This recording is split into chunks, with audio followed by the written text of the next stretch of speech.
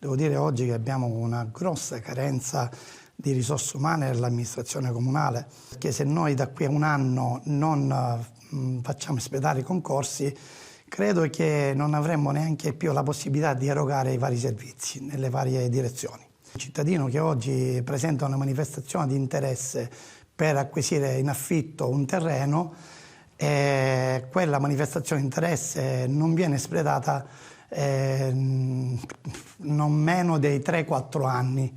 È chiaro che il cittadino, la persona che ne fa richiesta, a quel punto lascia andare tutto. Sono quei terreni che tra l'altro noi abbiamo in stato di abbandono, che continuamente dobbiamo bonificare perché sono oggetto di discarica continua.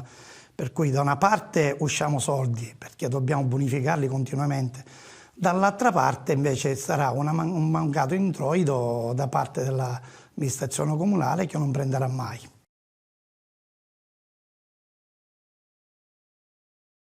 Da 2 mesi mi sono insediato e ho fatto vari interventi in un asilo nido di San Cristoforo, dove continuamente vanno a scaricare dei rifiuti proprio davanti alla scuola, addirittura davanti alla porta di sicurezza di questa scuola.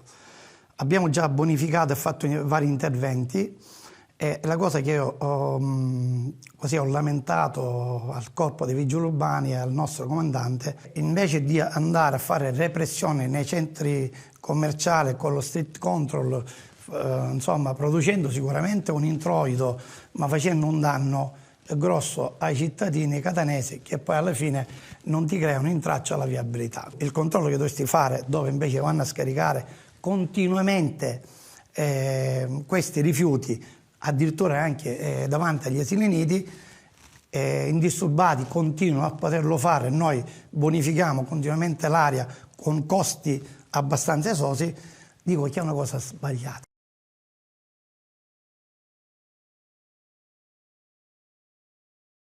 Parliamo di zone ormai altamente urbanizzate, lo sappiamo tutti, addirittura non sono solo zone turistiche, ma ormai sono zone dove i cittadini ci abitano tutto l'anno.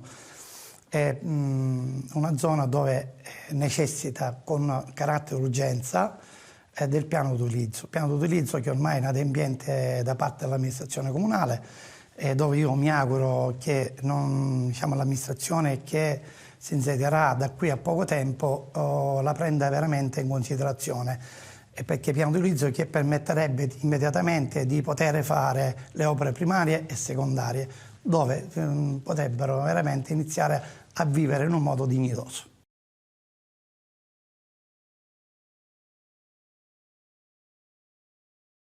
Abbiamo un bilancio credo negativo, è una questione che da qui a poco tempo dobbiamo anche affrontare, perché credo che abbia prodotto solo incidenti tra l'altro alcuni anche mortali, come sappiamo in via Passo Gravina c'è stato un incidente mortale e alto danno anche a livello commerciale. Va rivisto e se non addirittura rimosso. Tra l'altro credo che sia costato parecchi soldini all'amministrazione comunale fare un progetto del genere.